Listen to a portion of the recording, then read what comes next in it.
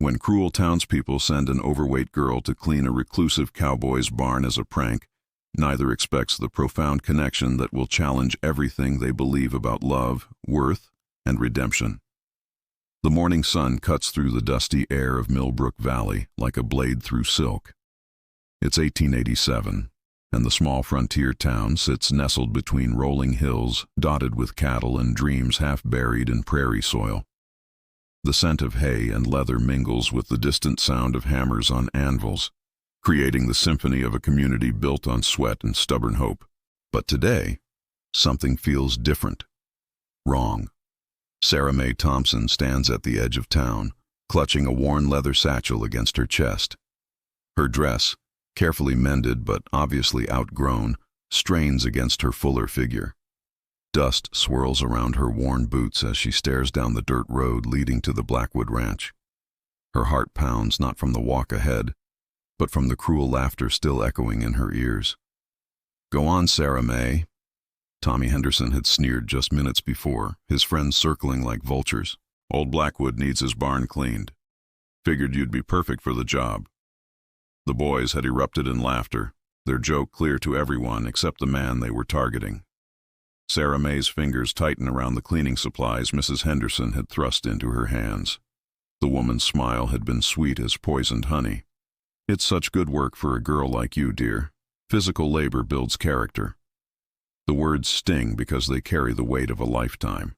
In Millbrook Valley, Sarah Mae Thompson is the girl who doesn't quite fit. Too heavy for the delicate sensibilities of frontier society. Too quiet for the bold expectations of Western women. Too different for a town that values conformity above all else. But as she takes her first step toward the Blackwood Ranch, Sarah Mae doesn't know she's walking into a story that will change two lives forever. The Blackwood Ranch sits like a forgotten memory against the horizon. Once prosperous, the property now bears the scars of neglect and isolation. Fences sag under the weight of untended years. The main house, though structurally sound, wears a coat of dust that speaks of a man who's forgotten how to live rather than merely survive. But it's the barn that draws Sarah Mae's attention. Massive and imposing, it looms against the sky like a cathedral of weathered wood and rusted iron. As she approaches, she notices something odd. The barn doors hang slightly ajar, and from within comes the soft sound of movement.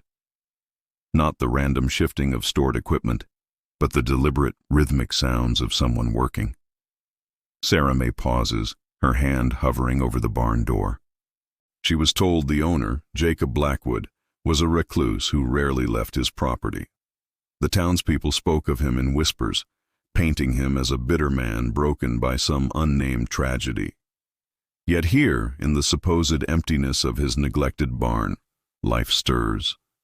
She pushes the door open wider. Sunlight streams through gaps in the wooden slats, creating columns of golden dust motes that dance in the air. The barn is larger inside than it appeared from outside, with a high loft and stalls that once housed prize horses. But what catches Sarah Mae's breath isn't the size or the way light plays across the worn wood. It's the man working in the far corner. Jacob Blackwood is nothing like the monster the town has painted. Tall and lean, with dark hair that curls slightly at his collar, he moves with the fluid grace of someone comfortable in his own skin. His shirt, rolled up to the elbows, reveals forearms corded with muscle from years of honest work. But it's his face that surprises her most. Where she expected hardness, she finds concentration. Where she expected cruelty, she finds a kind of gentle focus as he carefully tends to something in his hands. A small bird, injured by the looks of it. "Easy now," Jacob murmurs to the creature, his voice carrying a tenderness that makes Sarah Mae's chest tighten. "Let's get you fixed up." She watches, transfixed, as this supposed bitter recluse fashions a tiny splint from matchsticks and thread. His hands, large and calloused from ranch work, move with surprising delicacy. There's something beautiful about the contrast. Something that speaks to depths the town gossips never imagined. Sarah Mae shifts her weight and a floorboard creaks. Jacob's head snaps up, his eyes meeting hers across the barn. For a moment, neither moves. His eyes are the color of storm clouds, gray-blue and intense. But instead of the anger she expects, she sees surprise. And something else. Something that makes her heart skip. Sarah May begins, then stops. How does she explain her presence without revealing the cruel joke that brought her here? Jacob carefully places the bird in a small wooden box lined with soft cloth. When he straightens, he's taller than she expected, but his movements are careful, non-threatening, like he's as surprised by her presence as she is by his kindness. "You're Sarah May Thompson," he says. It's not a question. She nods, unsure how he knows her name. In a town the size of Millbrook Valley, everyone knows everyone. But Jacob Blackwood has been a ghost for years. "I was told," she begins, then stops again. The truth feels too cruel to voice. "That I needed help with the barn," Jacob finishes for her. His eyes narrow slightly, not with anger but with understanding. "And I suppose whoever sent you thought it would be amusing." Heat floods Sarah May's cheeks. He knows. Of course he knows. The realization that he understands the joke makes it somehow worse and better at the same time. "I can go," she says quickly. "I don't want to bother you." "The barn does need cleaning," Jacob says quietly, "and I could use the help." Something in his tone makes her look at him more carefully. There's no pity in his expression, no condescension, just a simple statement of fact. "I don't mind hard work," Sarah May says, lifting her chin slightly. "I didn't think you did." As Sarah May begins organizing the scattered tools and equipment, Jacob returns to his work with the injured bird. The barn fills with the comfortable sounds of shared labor. But as she moves deeper into the space, Sarah May discovers something that makes her pause. Hidden behind a stack of old hay bales, she finds a collection of wooden carvings. Horses mostly, but also birds, flowers, and intricate geometric patterns. Each piece is carved with incredible skill and attention to detail. The wood has been sanded smooth and polished to a warm glow. "You made these," she says. Again, not a question. Jacob looks up from where he's been checking on the bird. His expression grows guarded. "Used to," he says simply. Sarah May picks up a carving of a mare and foal. The detail is extraordinary. She can see individual strands of the mare's mane, the gentle curve of the foal's neck as it nuzzles against its mother. There's love in every line, every carefully shaped curve. "They're beautiful," she says, and means it. Jacob's hand still on the bird box. "My wife used to say that." The words hang in the air between them. Sarah May feels the weight of grief in those simple syllables. She sets the carving down carefully, as if it might break. "She had good taste," Sarah May says softly. Jacob's smile is sad but genuine. She did, about most things. As the morning progresses, Sarah May learns the geography of Jacob's sorrow. The barn tells the story in scattered clues. A woman's riding gloves forgotten on a shelf. A side saddle that hasn't been used in years. A small garden plot visible through the barn's back window, overgrown but still showing signs of careful planning. "How long?" Sarah May asks as they work side by side, organizing tack and equipment. 3 years, Jacob says. "Fever took her. And the baby." The words are simple, but Sarah May hears the universe of pain behind them. She understands now why Jacob withdrew from the world, why the town speaks of him in whispers. Grief has a way of making people uncomfortable, especially when it's deep and lasting. "I'm sorry," she says. Jacob nods, accepting her sympathy without the awkwardness she's come to expect from such conversations. There's something refreshing about his directness, his willingness to acknowledge pain without drowning in it. "She would have liked you," he says suddenly. Sarah May looks up, surprised. "You don't know me." "I know enough," Jacob says. "You're here, aren't you?" Despite knowing it was meant as a joke, despite having every reason to turn around and leave. "Maybe I just need the work," Sarah May says, though they both know it's not true. "Maybe," Jacob agrees. "But I don't think so." By midday, word has spread through Millbrook Valley that Sarah May Thompson is actually working at the Blackwood Ranch. The news travels fast in a small town, especially when it involves the disruption of a carefully planned humiliation. Sarah May is in the barn loft, organizing old equipment, when she hears horses approaching. Through the loft window, she sees Tommy Henderson and his father riding up to the barn. Behind them, several other townspeople follow on foot, drawn by curiosity and the promise of entertainment. Jacob emerges from the barn to meet them. Sarah May can't hear the words from her position, but she can read the tension in the set of Jacob's shoulders, the aggressive posture of the Henderson men. She climbs down from the loft and moves closer to the barn door. "Not what we intended," Mr. Henderson is saying, his voice carrying the authority of a man used to being obeyed. "The girl was supposed to learn a lesson about her place." "And what place is that?" Jacob's voice is quiet, but there's steel underneath. "Come now, Blackwood," Henderson continues. "Look at her. She's not exactly wife material. We thought a day of hard labor might help her understand reality." Sarah May's face burns with shame and anger. She's heard variations of this conversation her entire life, but somehow, hearing it in Jacob's presence makes it worse. "Reality," Jacob repeats. "And what reality is that, Henderson? That some people are meant for certain things." Tommy Henderson interjects, his young voice full of inherited cruelty. "Fat girls don't get fairy tale endings." The silence that follows is deafening. Sarah May presses herself against the barn wall, wishing she could disappear. But then Jacob's voice cuts through the quiet like a blade. "Get off my land. Now see here, Blackwood," Mr. Henderson begins. "Get off my land." Each word is delivered with increasing intensity. "And if I hear of you or your boy bothering Miss Thompson again, we'll have a different kind of conversation." Sarah May peers around the barn door and sees Jacob standing tall, his hand resting casually on the gun at his hip. It's not a threat exactly, but the message is clear. The Henderson men exchange glances. Mr. Henderson's face is red with anger and embarrassment, but he's not stupid enough to push a man like Jacob Blackwood too far. "This isn't over," Henderson says as he turns his horse. "Yes," Jacob says quietly. "It is." Sarah May watches the group retreat, her heart pounding. No one has ever defended her like that. No one has ever made her feel worth defending.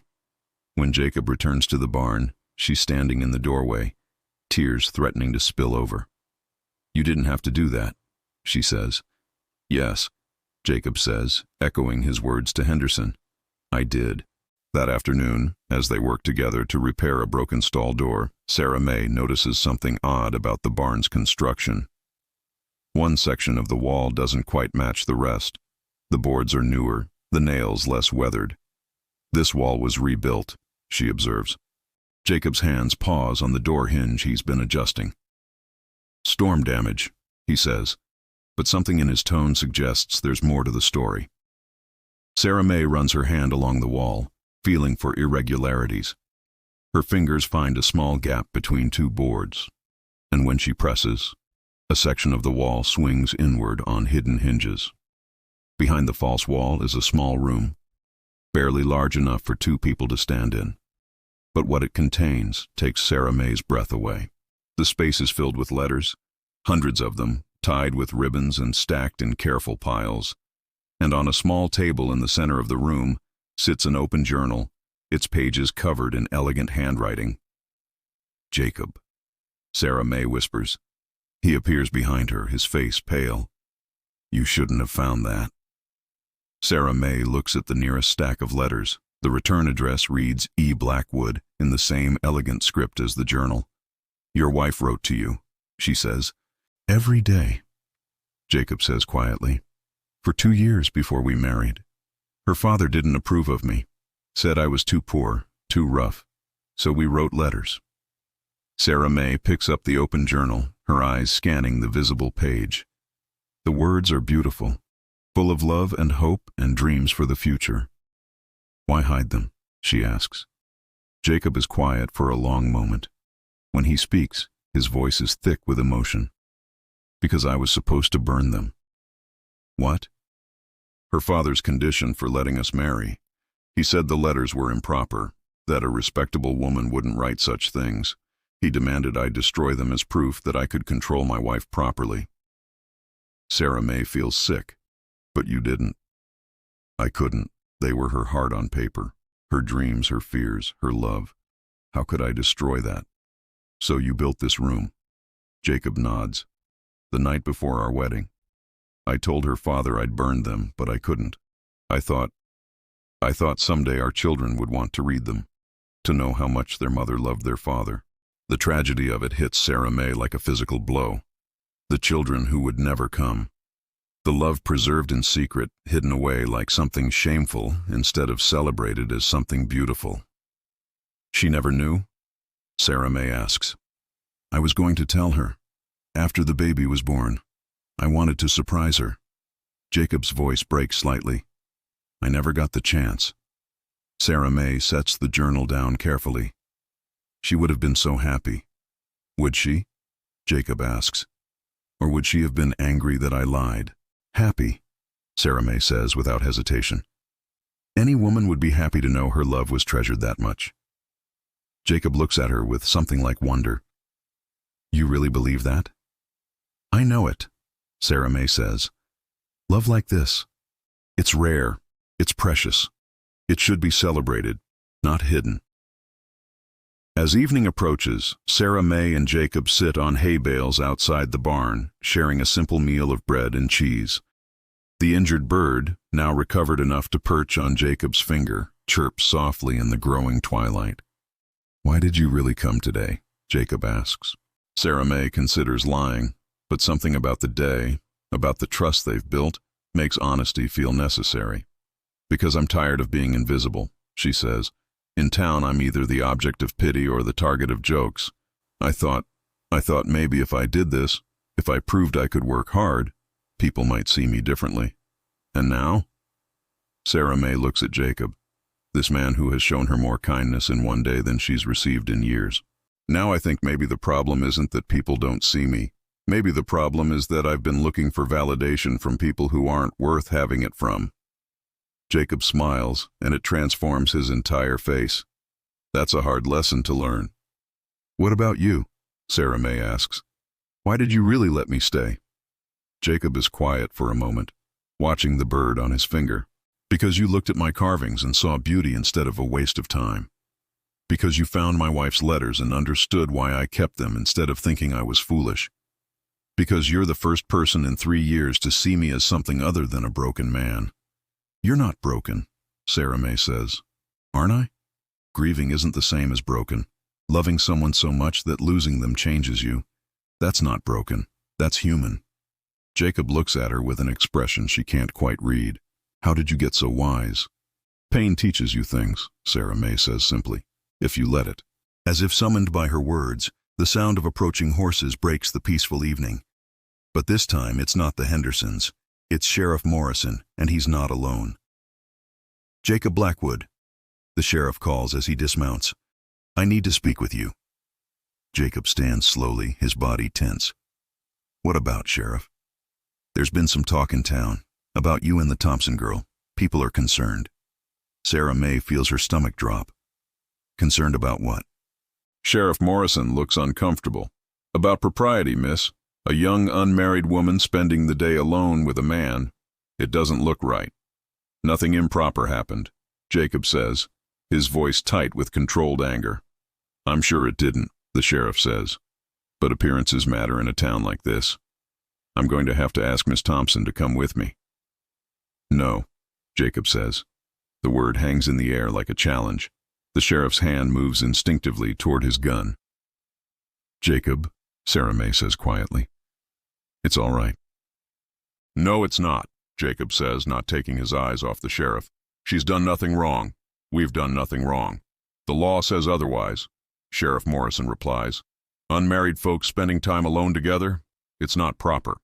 Then maybe the law is wrong, Jacob says. The sheriff's eyes narrow. You questioning the law, Blackwood? Sarah May steps between them before the situation can escalate further. I'll go, she says. Thank you for the work, Mr. Blackwood. But as she moves toward the sheriff's horse, Jacob's voice stops her. Sarah May? She turns back. This isn't over, he says, echoing Henderson's earlier threat, but with entirely different meaning. I know, she says softly. That night, Sarah May lies awake in her small room above the general store where she works, staring at the ceiling and replaying every moment of the day. The feel of Jacob's eyes on her as she worked, the way he defended her to the Hendersons, the trust he showed her by letting her see his wife's letters. But most of all, she thinks about the choice that's crystallizing in her mind. She could return to her old life, accept the town's judgment, their narrow view of what she's worth and what she deserves. It would be easier, certainly, safer. Or she could fight for something more. The next morning, Sarah May makes her decision. She arrives at the Blackwood Ranch before dawn, carrying a basket of fresh bread and her determination like armor. Jacob is already in the barn, tending to the bird, which is now strong enough to flutter from perch to perch. "You came back," he says, and the relief in his voice makes her heart ache. "I said I would finish the job." Sarah May replies. "The barn's clean," Jacob points out. "Then I guess we'll have to find something else to do." They work together throughout the morning, but there's a tension in the air that wasn't there before. The weight of unspoken feelings, of possibilities that neither quite dares to voice. It's Sarah May who finally breaks the silence. "What happens now?" she asks as they repair a section of fence. "What do you want to happen?" Jacob counters. Sarah May sets down her hammer and looks at him directly. "I want to stop being afraid. I want to stop letting other people decide what I'm worth. I want to believe that someone like you could see something worthwhile in someone like me." Jacob drops his own tools and moves closer. "Sarah May, I know it's impossible," she continues, the words tumbling out before she loses her courage. "I know I'm not what anyone would expect. I know the town would never accept it. But I can't pretend I don't feel something here. Something real." Jacob reaches out and gently touches her face. "You think you're not what anyone would expect?" Sarah May nods, not trusting her voice. "You're wrong," Jacob says softly. "You're exactly what I never dared to hope for." Before she can respond, he kisses her. It's gentle and tentative at first, then deeper as she responds. When they break apart, both are breathing hard. "The town will never accept this," Sarah May whispers. "Then maybe it's time to stop caring what the town thinks," Jacob replies. Their moment is shattered by the sound of multiple horses approaching fast. Through the barn door, they see a group of townspeople led by Mr. Henderson and backed by Sheriff Morrison. But this time, the crowd is larger and angrier. "Blackwood!" Henderson shouts. "Come out here!" Jacob's jaw tightens, but he steps outside. Sarah May follows, despite his gesture for her to stay back. "You've got some nerve," Henderson continues, "corrupting a young woman like this." "The only corruption here is in your mind, Henderson," Jacob replies. "We've had reports," Sheriff Morrison says, looking uncomfortable but determined. "Improper behavior, unseemly conduct." "From who?" Sarah May demands, stepping forward. "That doesn't matter," Henderson snaps. "What matters is that you're making a spectacle of yourself and dragging this man down with you." "I'm not dragging anyone anywhere," Sarah May says, her voice growing stronger. "I'm here by choice." "You don't know what you're choosing," Mrs. Henderson interjects from the crowd. "You're a foolish girl who doesn't understand the consequences of her actions." "I understand perfectly," Sarah May says. "I understand that you sent me here as a joke. I understand that you expected me to be humiliated and come crawling back, grateful for whatever scraps of acceptance you might throw my way. I understand that you can't stand the idea that someone might actually value me."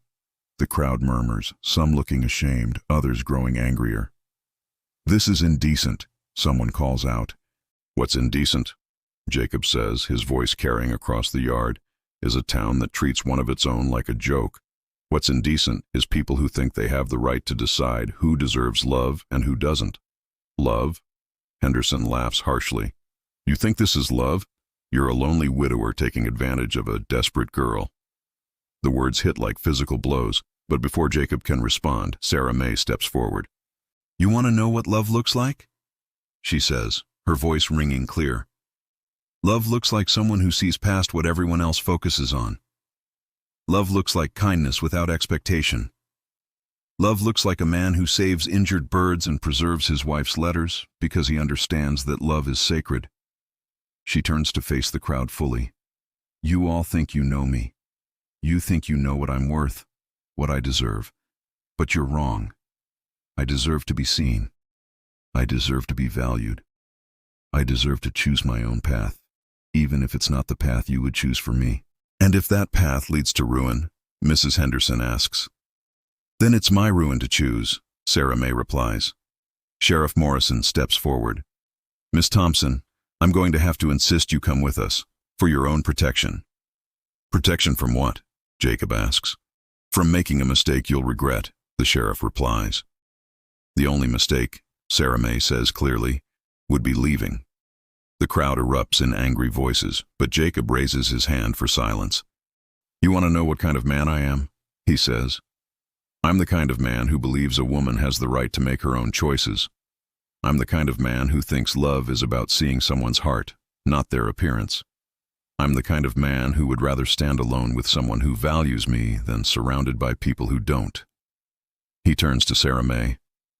But I won't ask you to sacrifice everything for me. If you want to go with them, I'll understand. Sarah May looks at the crowd, then back at Jacob. The choice is clear now, crystallized in this moment of confrontation. I'm not going anywhere, she says. Henderson's face turns red with rage. Then you're both fools. This town won't stand for it. What exactly won't you stand for? Jacob asks dangerously. Unmarried people living in sin, someone calls out. Who said anything about living in sin? Sarah May asks. The crowd falls silent, confused. Jacob looks at Sarah May, understanding dawning in his eyes. Sarah May. I know it's fast, she says, her voice steady despite her racing heart. I know it's not conventional, but I also know that what we have is real. And if the only way this town will accept it is if we're married, then maybe that's what we should do. The crowd gasps. Even Henderson looks stunned. You can't be serious, Mrs. Henderson sputters. I'm completely serious, Sarah May says. Jacob Blackwood, will you marry me? Jacob stares at her for a long moment, and Sarah May's heart stops. Has she misread everything? Has she pushed too far, too fast? Then Jacob smiles, and it's like the sun breaking through storm clouds. Sarah May Thompson, he says, I would be honored to marry you. The crowd erupts in chaos. Some people are shouting in outrage, others in shock. But through it all, Jacob and Sarah May only have eyes for each other. You realize what you're doing? Sheriff Morrison asks. I'm choosing love over fear, Sarah May says.